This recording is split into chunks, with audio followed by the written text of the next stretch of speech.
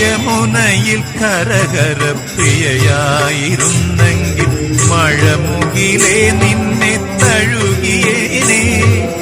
നീ എന്നുമെന്നുമെൻ പ്രേമ സംഗീതത്തിൽ നീരാടി നിഗമങ്ങൾ തീർത്തേനേ.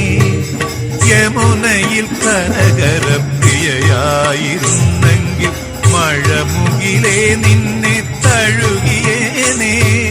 നീ എന്നുമെന്നുമെൻ പ്രേമ സംഗീതത്തിൽ നീരാടി നിഗമങ്ങൾ തീർത്തേനേ.